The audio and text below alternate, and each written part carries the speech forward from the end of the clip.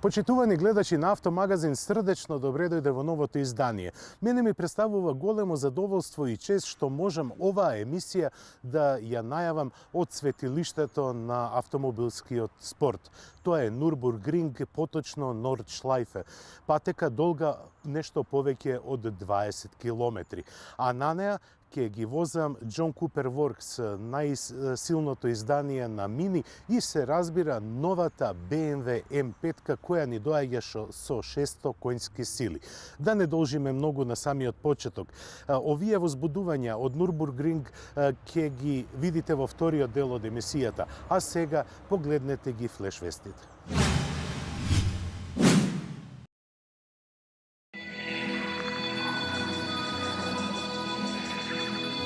Иако се уште е рано за него, Мерцедес под слоганот "Време е за нешто ново, време е за менување на играта" го најави доаѓањето на електричниот компактен EQA.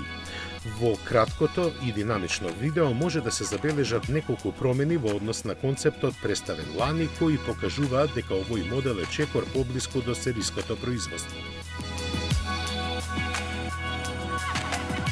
Никакви детали за погонскиот склоп не се објавени. Можеби ќе слушнеме нешто на салонот на автомобилите во Париз. Значајно за нас е тоа што EQA е дело на талентираниот Славче Таневски.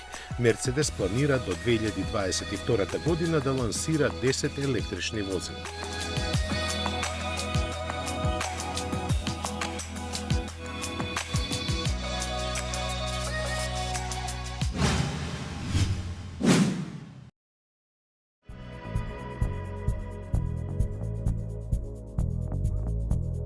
Струјата и водата не се согласуваат баш најдобро, но Јагуар реши да ги докаже своите електрични технологии токму на вода. На помош беа повикани експерти за брзински рекорди со глисери, но и оние од Формула Е. Со заеднички сили тие го создадоа Vector Racing V20E, за кој веднаш се согласија дека има капацитет за соборување рекорди. Се обидоа и успеа. Електричниот глисер уште во првиот обид помина 1 километар на езерото Конистон во Англија со просечни 144,3 км на час. Радоста беше голема, посебно затоа што претходниот рекорд во оваа брзинска категорија изнесуваше далеку пониски 125 км на час. Него го постигна Питер Дрејдж, кој веднаш најави дека ќе се обиде да го подобри. Техничките податоци за глисерот не се соопштени.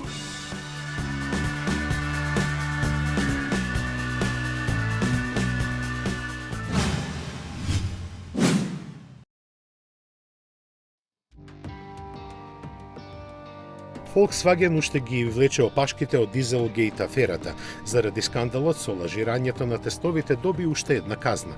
Овој пат стигна од родната му Германија, чии власти одредија дека мора да плати милиарда евра.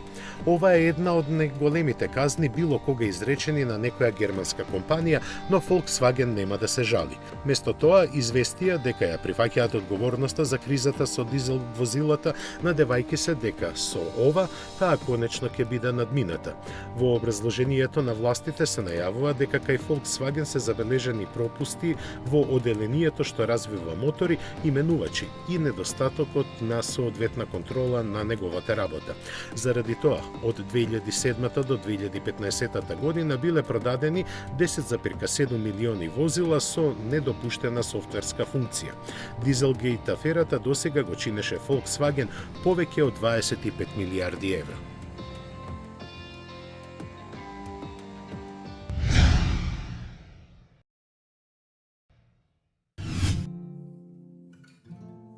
Некогаш длабоко под лимот тивко си ја вршеа работата, а сега се сместија меѓу нас и автомобилот. Електронските асистенти се повеќе влијаат на одлуката што да се купи, затоа што веќе не се може без нив. Денес тие ги предвидуваат реакциите на возачот, донесуваат одлуки место него и се увертира во автономното возење. Се предвидува дека во Европа во наредните 10 години ќе спречат 40.000 несреќи и ќе спасат 7.300 животи. Најзначајни значајна улога во тоа ќе има системот за автоматско запирање. Како функционира, не треба да објаснуваме. За релаксирано, но безбедно возење придонесува активниот темпомат. Тој всушност представува два засебни система, еден за поголеми брзини, а другиот за возење низ град. Следејќи динамиката на сообраќајот, го одржува растојанието од возилото пред себе, забрзувајќи, забавувајќи и, ако треба, целосно запирајќи го возилото. На него се надополнува функционирањето на системите за задржување на лентата на возење и за предупредување за присуство на возилото во мртвите агли. Сензорите и камерите место нас ги читаат сообраќајните знаци, а асистентите за паркирање ја прават оваа за многумина мачна работа лесна како детска песна. Затоа и во моментов се најбарани од страна на возачите. Списокот тука не завршува. Со развојот на технологиите тој постојано се дополнува со нови работи кои го прават животот на возачите полесен, а на сите учесници во сообраќајот побезбеден.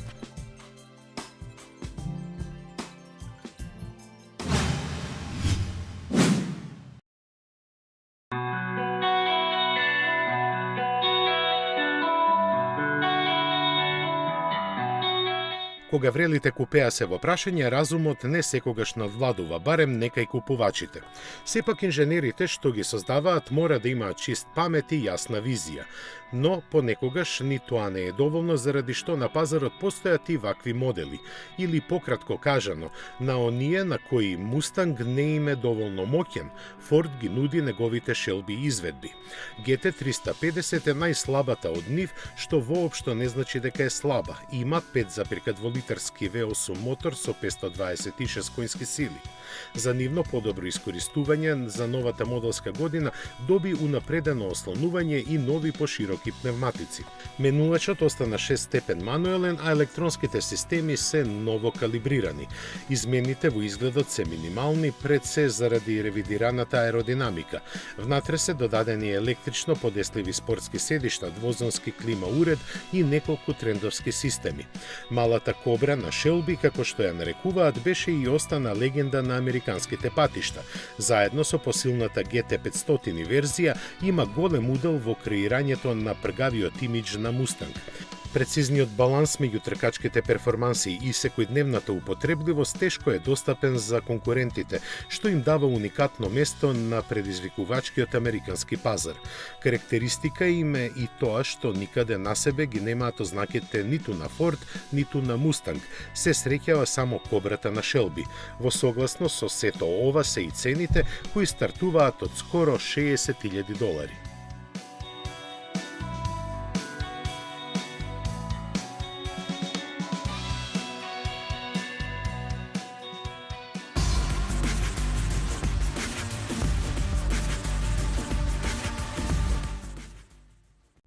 Човек во темнина го обликува светот пред себе.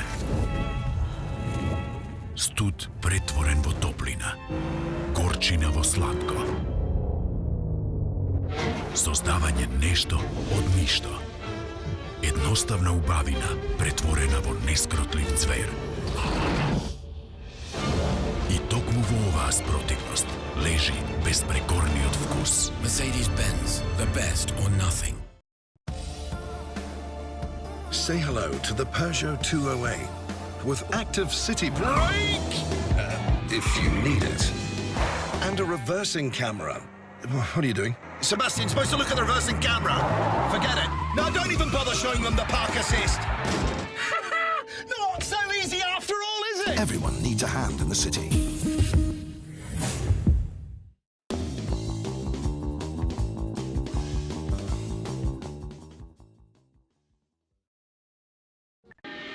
Кога не си веќе дете, или кога твоето дете ќе тргне по својот пат. Тоа е времето, кога можеш да живееш како што сакаш. Тоа е времето кога можеш да ја слушаш твојата музика гласно. Или да експериментираш со себе. Без да се плашиш, да се изволкаш. Време е да живееш по своите правила. Новото Kia Rio. Твое време, твои правила.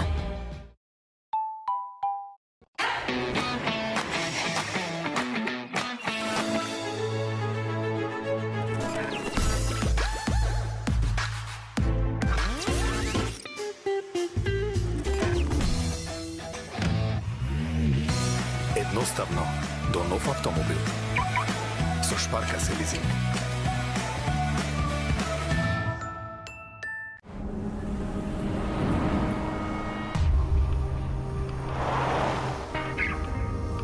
Text Eva. I miss you. Send.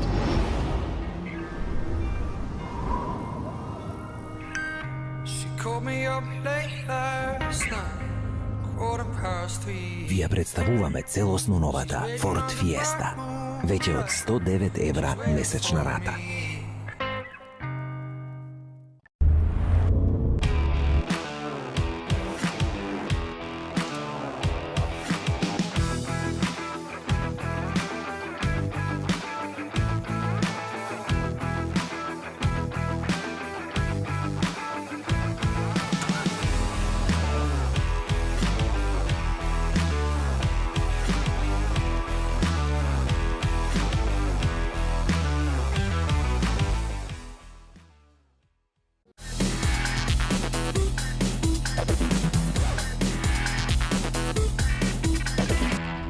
Согледувајќи ги реалностите што ги носи времето во кое живееме, англиската филијала на Шкода подготви уникатен модел кој однадвор изгледа како обичен Суперб, но чини скоро колку најефтиното Бентли. Цената од дури 120.000 фунти е изненадување, но и тежината на возилото за 1 тон поголема од стандардниот модел. Тоа е така заради целосното блиндирање направено според стандардите кои штитат од рафална стрелба и помали експлозии. Може да вози и со продупчени пневматици, а опремата е и со посебен комуникацијски систем. Како основа е земена 2.0 TDI верзијата со 190 коњски сили, која меѓу другото претрпе измени и на ослонувањето и системот за запирање. Во внатрешноста и понатаму има место за 5 патници, а нечепнате и багажникот со зафатнена од 660 литри. Оние што имаат стекнато премногу непријатели во животот за конверзија на возилото ќе чекаат 4 недели, но за возврат ќе добијат 3 годишна фабричка гаранција на механиката. Во краткото прессоопштение англичаните наведуваат уште и дека развојот на овој модел траел цели 3 години.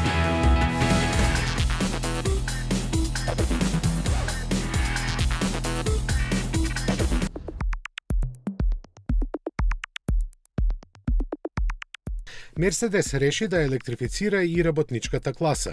Веќе има представено 3 комерцијални возила на струја.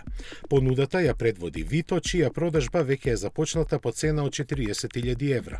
Добро познат како модел, ова комби има електромотор од 114 коњски сили.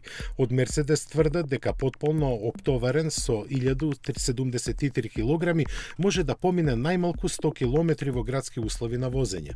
Највисоката брзина му изнесува 120 км на час, но заради заштеда на енергијата е ограничена на 80.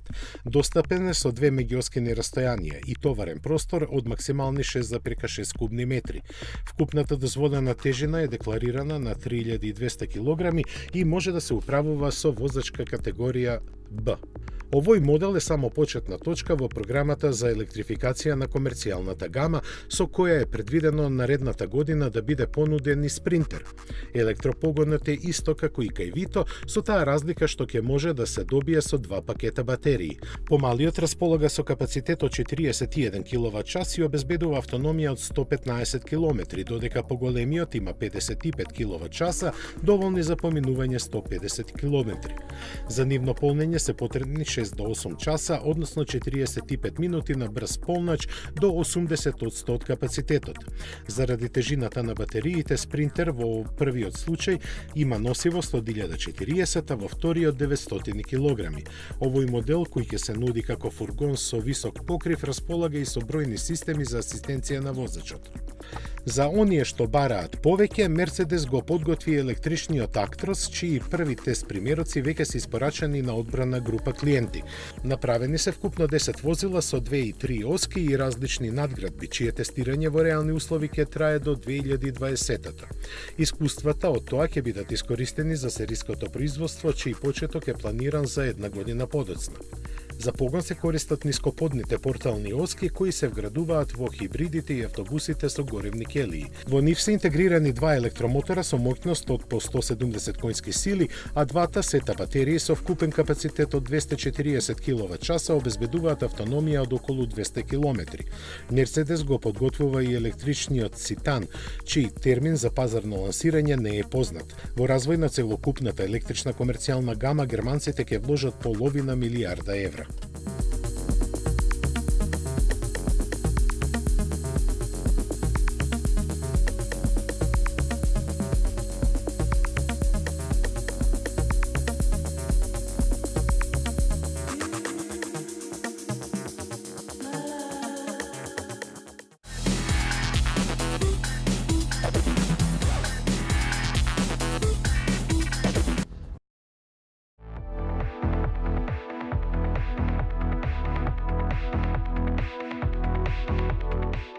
Најжешкиот модел на Мини стапи на сцената пред 3 години и веќе имав прилика да седнам зад управувачот на патеката Салцбург Ринг.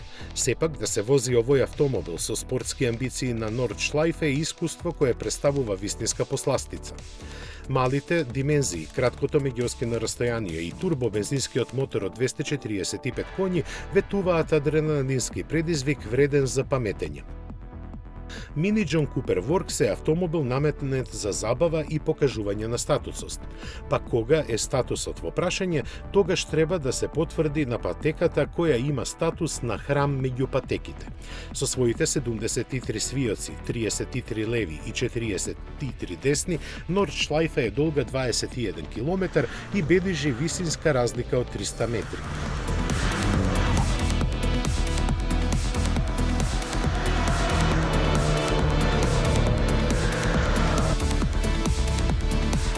По локација конструирана е да се постигнат големи брзини, но со апостроф на техниката на возењето, бидејќи доколку се опуштите, многу лесно можете да завршите надвор од асфалт. Возевме во колона предводена од инструктор, чија задача беше да ги скротува жешките возачки амбиции и да ни ги се објаснат најдобрите линии на движење. Благодарение на ваквиот приод бевме во можност да го извадиме максимумот од Мини Џон Купер Воркс и самите да ја доживееме возбудата на брзото и технички исправно возење на патека. Преку воланот се добиваат информациите од подлогата, па возењето е многу прецизно и лесно се анулираат оптеретувањата од инерцијата. Како да се вози картинг.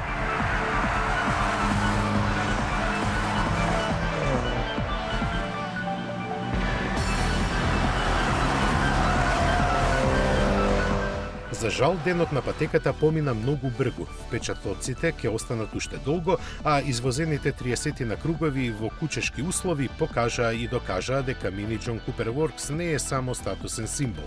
Тоа е многу повеќе од тоа. Во својот сегмент, Мини не е осамен и му конкурираат неколку производи од звучни марки. Сепак на сите претенденти им недостасува по некој од елементите што се обединети во Мини Џон Купер Воркс. Некој му фали имидж, некому цената е превисока, некому дизајнот му е здодевен, некој нема таква технологија и така натаму. Додека се испеглаат овие разлики, на престолот ќе биде моќниот член на англиско-германската кралевска лоза, стационирана во Оксфорд.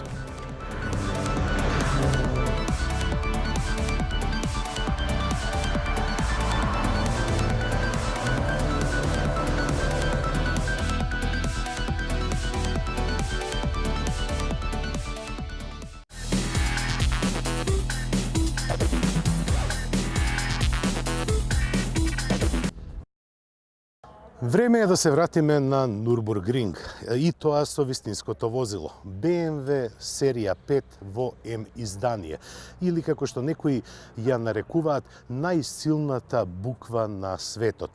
М5 има V8 мотор со 2 турбополначи кои испорачуваат 600 конски сили на сите тркала. Исто така испорачуваат и 750 ньютон метри вртежен момент. Но јас не сакам многу да зборувам за овој автомобил, бидејќи тој сам ќе ни каже се за себе на патеката Нордшлайфе. Имам повеќе од 2 дена задоволство да ја возам оваа лимузина која има подобри перформанси од многу расни спортски автомобили кои имаат разни символи на хаубата. Но тоа е приказна која ќе ја продолжиме зад управувачот на М5. Сега ме чека Нурбургринг, односно Нордшлайфе, која има должина од 20 километри, а на неа ќе поминам повеќе од 30 кругови.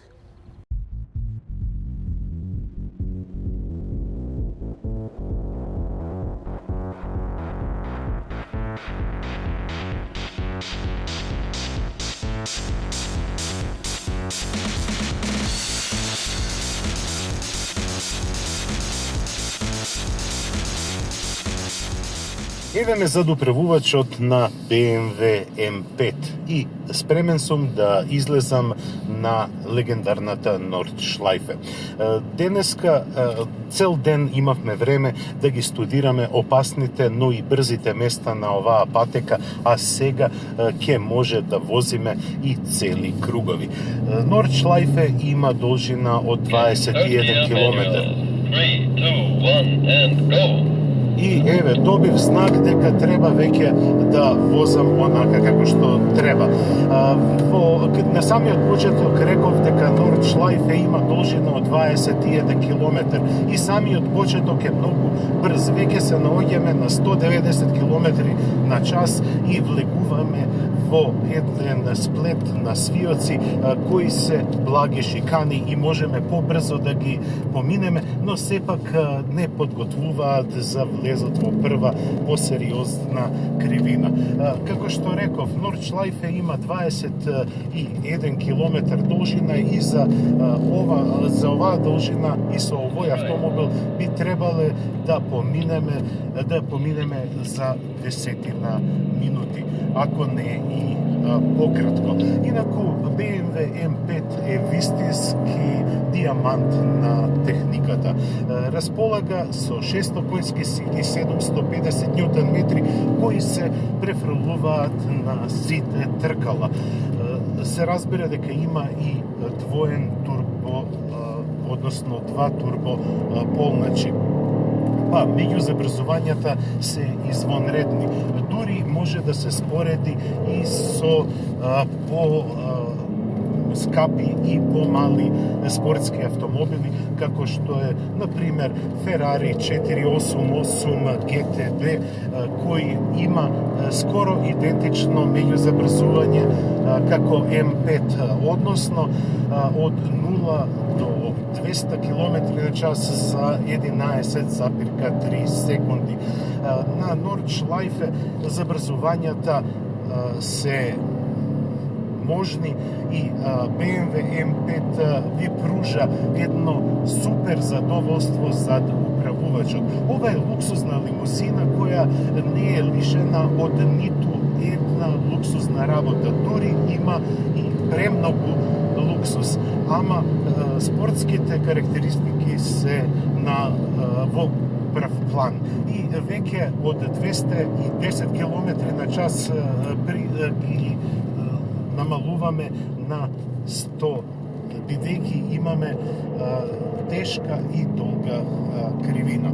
Инаку Нордшлайфе овозможува големи и перманентни забрзувања, но сепак ова е и техничка патека. Како што гледате, цело време се вози низ шума. Зелениот предел го наметна името, односно прекарот на Нордшлайфе, а тоа е зелен пекол, затоа што низ овие прекрасни предели се вози многу брзо, но оној што ќе заборави на техниката на возењето и на линиите на движењето може многу лесно да заврши во заштитните ѕидови.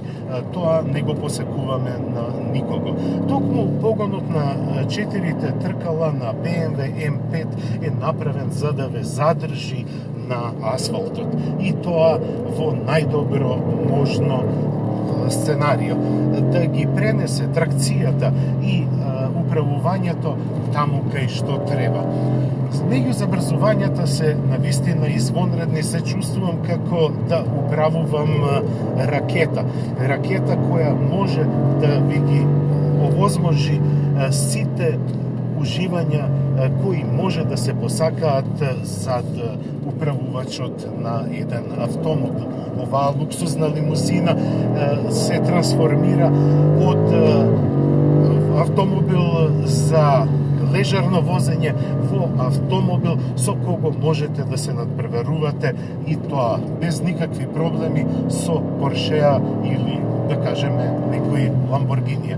Но се е до возачот, до техниката и до знаењето. А кога станува збор за знаењето, тука се со нас и инструкторите на BMW кои се задолжени, ако претеруваме, да не успорат. Сега влегуваме во 11-тиот километар на Нурбургринг, и тоа е познат по една немила случка. Се сеќавате дека во почетокот на 70-тите години и до крајот на 70-тите години на минатиот век тука се возеше Формула 1 во цел круг од 21 километар, а токму на местото на кое се приближуваме, после овој мал скок, еве тука гореше Ники Лауда. Тој имаше својата несреќа по која долго се опоравуваше, а за жал асфалтот на Нурбургринг не е премачкан само со бензин и со улје, туку и со крв. Дамокот во крв и го зема секоја патека, но тоа е кога возачите се преценуваат дали своите возила или своите можности, но тоа е најголемата причина за сите немили настани во мотоспортот.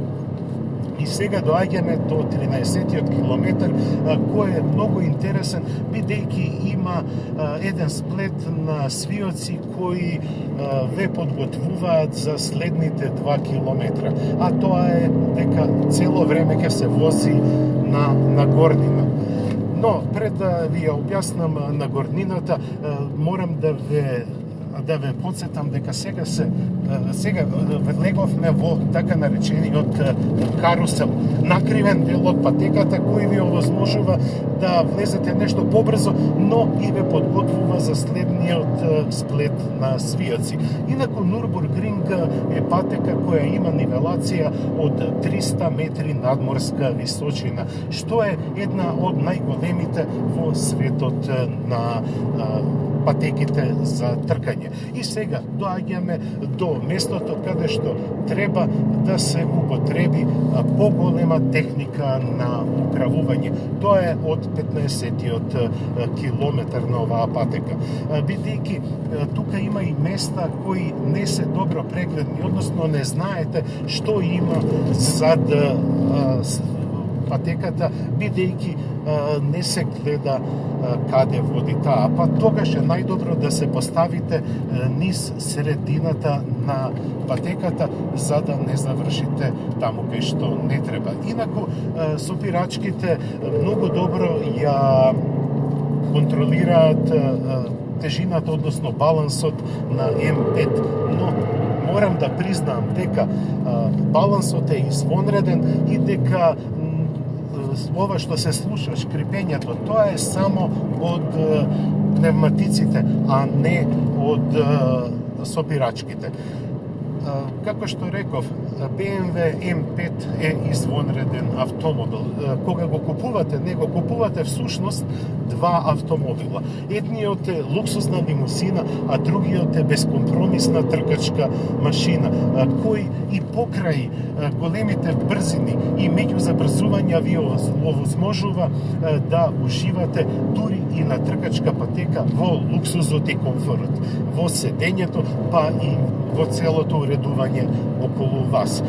Веќе сум на 18-тиот километар, а верувам дека ќе успеам да го извозам за помалку од 10 минути, што би било, да кажеме, рекорд за човек како што сум ја, непрофесионален тркачки пилот. И доаѓаме до малиот карусел и потоа тоа ни е знак дека имаме уште 2 километра до стартно целната рамнина. Овие километри не се баш лесни за поминување, но тука доаѓа до израз одличната избалансираност на автомобилот. Стартно целната рамнина ја поминавме со помала брзина поради безбедноста. Alright, forward side, third gear. Gear to the left, down the hill.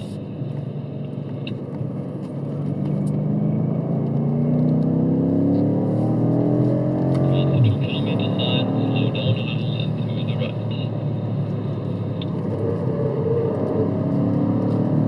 Сега ќе го поменам кругот многу побрзо, бидејќи ќе прекинам да зборувам и ќе се концентрирам само на она што се случува околу мене на патеката.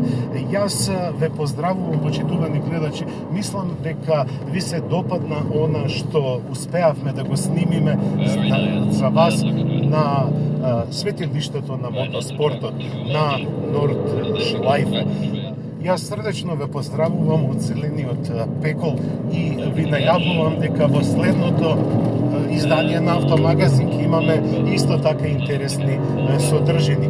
Имено од Нурбургринг се упатуваме кон Португалија во Фаро, каде што сме поканети да го тестираме првиот електричен Јагуар наречен I-Pace, кој во суштина е спортско корисно возило. Срдечен поздрав и до гледање за 7 дена.